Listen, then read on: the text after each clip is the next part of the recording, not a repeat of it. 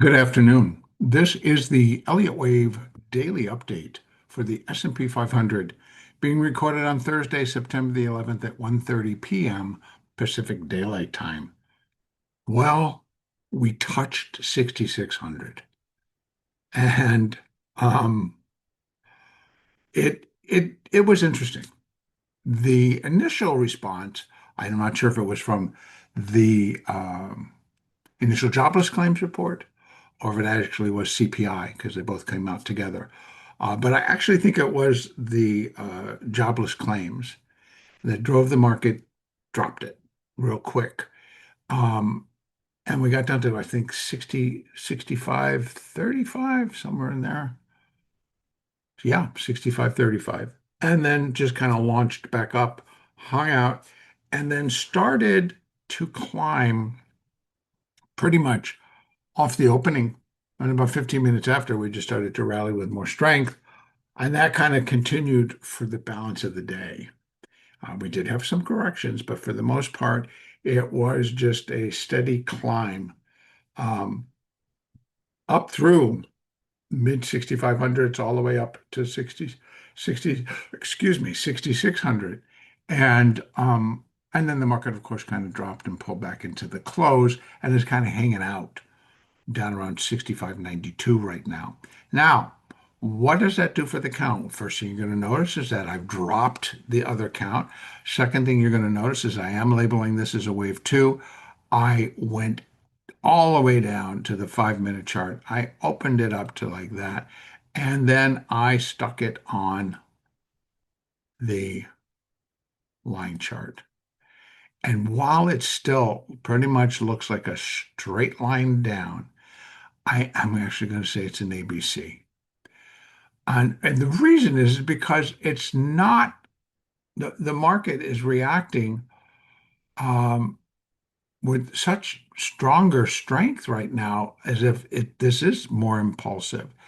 And the only way that I can actually go with it is to make this the wave two.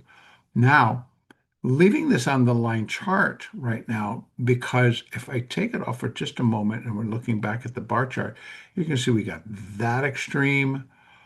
We have other extremes, and I need to shut out the noise so that we actually can see what what the market is attempting to do and tell us. And once I do that, this was the extreme that went down and then back up, and then eventually skyrocketed.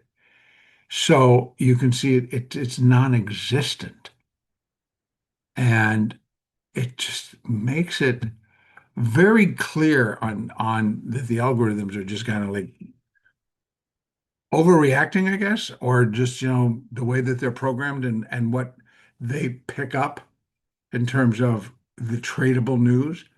Um, well, that might need to be refined a little bit. I'm not really sure. But um, we did recover and we did rally. And regardless, it doesn't show that last little spike up to 6,600. And I think that was just an algorithm. It was just somebody saying, go test it and see what triggers. And I think, of course, you got to get above 6,600.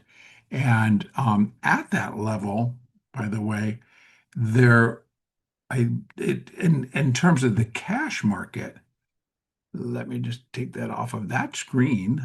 In terms of the cash market was at 6,600 SPX. I don't believe that that even got close um, today. I mean, yes, it got close. I mean, don't get me wrong. But in terms of actually getting with or touching it, it did not. And as did the ES, did not. The ES found, oh man, hold on. There's the voice again. The ES got to 6,600 even. The call wall sitting at 6,607 in the ES. So that's still alive, and I imagine it's still going to be sitting there. Now, whether because tomorrow's expiration and they may move it just to keep it out of trouble. And so we'll see We'll see how this all plays out. Um, but again, I think a lot of today, the activity that we saw today was in preparation for tomorrow's expiration. We saw this rotation happen again. Yesterday, they rotated out of Apple.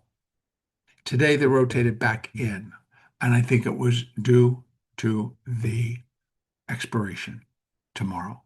And it likely is going to surround itself around 230. That'd be the strike. And we saw AMD go in the other direction. We saw AMAT go strongly higher and then come off at the end of the day. So I think that they're trying to just feel out and line up to where they may attempt to pin a lot of these stocks. And it, to me, because it all is appearing that it's still going to be to the upside, that we're likely going to break above 6,600 tomorrow in the SPX and again then in the ES, and possibly get ourselves up closer to the next level, which is actually like 6610. That would be the call wall at 6607 in the ES here. But I've got that additional. So the 100% for wave three, this sub wave third wave within the sub minuet third wave, it still has a little bit more to go before it's even done with its third. I think it needs to get to 6601 or just above to be finished, and then do a four, and then do a five to finish this third. Now, I need to go back out and put up again my upside here. And so, yeah, actually, wow, it all kind of comes together real quick in one place. So if I go from here and I'm going to set it to that and put the colors back together, and then we're going to look at, you're going to see that 1.618 is sitting right there at 6604. So that seems to be a lot of resistance right in there. I will put on 1.882 just to kind of see if we pushed a little bit further, what our next level would be. And I got my colors wrong. Why did those come in wrong? I didn't do it. There we go. So again, all right. So we're working on this guy and this third, and this may have completed the small wave three, and then we get a wave four coming down. Let me go back and let's just take another peek at the line chart to see. I got a 1, 2. Yeah, I don't have a large enough three, so I got to think that we got a 1, 2, and this is the three. We come down a little four, we go back up in a five to finish this third, and that's going to put us right in that territory. Now they could do that at the start of Globex. We can come down, go back up, and be done, and then still work our way higher, where we have 6601, and then we have these next levels for the subminuet wave three, and that comes in at 6604. And then our next level, which coincides with the minuet third wave, and that's all sitting at 66 25 to 66, actually 66.25 on both. They're actually sitting on top of each other. So, and that is where we might get this third complete, which then suggests that this guy, the minuet third, is going to be heading up even further. So the surge that we keep looking for possibly later in the fourth quarter has a fair chance that it is doing it now. Now, it may not seem that way because the surges are kind of fickle in a way, but they are. The market is consistently just kind of powering higher. And again, I think a lot of it is for tomorrow's expiration. So again, if we finish this third or this five waves up to finish this third and we do a fourth wave, then we're back in alignment to go back up to finish, to do three, four, and then a five, and very likely then get that extra surge that might take us through all of this. well, at least from here. And then that happens. Um, what's going to be interesting is that I have to wait for this fourth before I can measure out the fifth to get this one, to get this where this guy's going to come in. And so, yeah, because I'm sure we can fill in these blanks, these empty spots up here. I think there will should be some resistance coming into play. Also here, I'm just not going to see it yet because I don't see that fourth wave just yet. All right, it's just a little bit too compact. But it could be. It could be happening right now. I mean, if I kind of go through and it goes 1, 2, and then 3, 4, and then 1, 2, 3, 4, 5, it could be. Actually, I might be able to. So let's leave it as such that the small third may be complete, and in which case then we're going to get a fourth wave, and we might come back down to 65.85. That looks like it would be the previous fourth. If we break that, then we have support at 65.70, 65.75. And if that breaks, then we're moving it down to here. And that would likely be more than I would want to see in terms of just being this is 3 and we're just doing a 4 and then we get a 5. And then that's this third. So that would come in. And I would like to see that up a little bit higher. So not saying that they're not going to do that in the opening of Globex. We'll wait and we'll see. But I think eventually, yes, we're going to get above there, and I think eventually we are going to get up through this one, and that's all going to be before we start to clock in with the minute wave 3, or minuet wave 3, excuse me. But once we're finishing minuet wave 3, well, we're 2/3 of the way done with the minute wave 5. Gets interesting. So are we still on track? Can we still expect that we're going to get up to these levels? I think so. But that's going to be part of the surge, I think, as well. Because don't forget, next week, Wednesday, FOMC.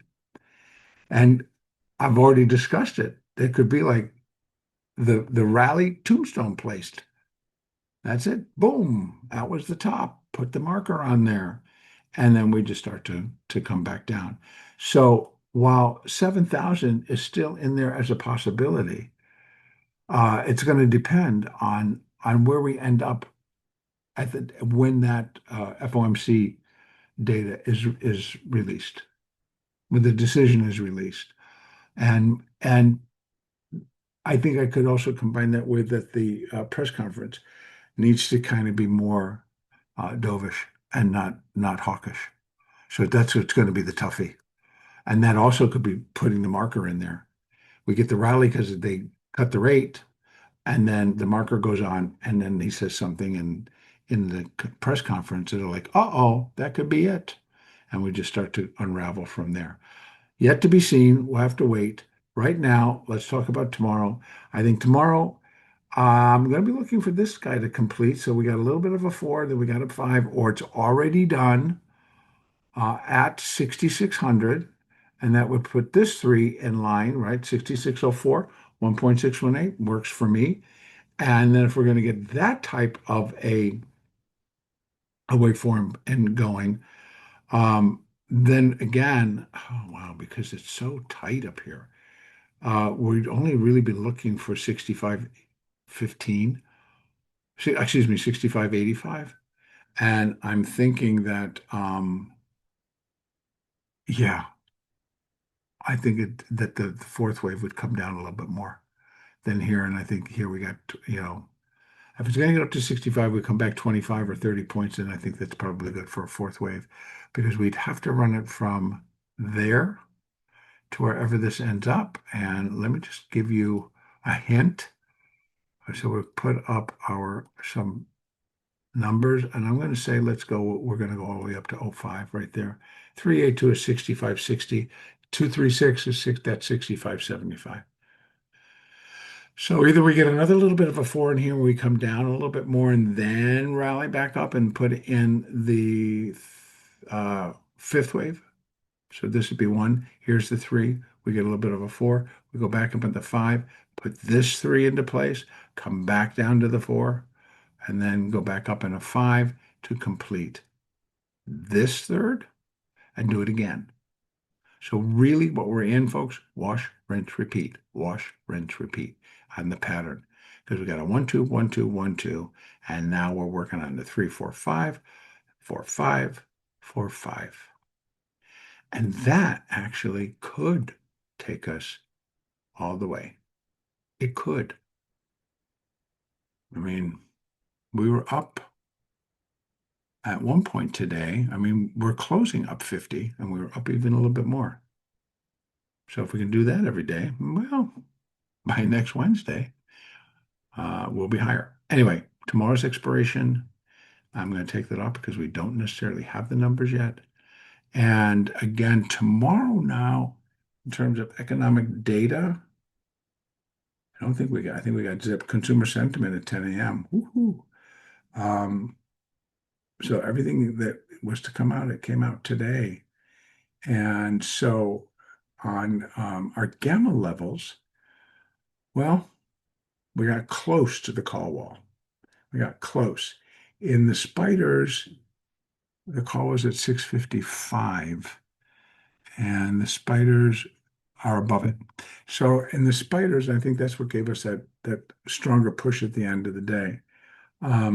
It's the spiders breaking above their call wall, which you would think we should have enough power, but I think it was like the time of day, et cetera, that we would have gotten up to the call wall within the SPX and the ES. We did not, but we did break it cleanly with the spiders. Spiders going out at 657.61. So pretty high, breaking through that, and by 2 points. So we'll get those readjusted, and we'll see what they want to do. Excuse me, for tomorrow on that. And that's really about it, actually. And so our next update will be tomorrow morning. And I apologize for my voice, but this is the new voice. It just cracks when it wants. Next update tomorrow morning.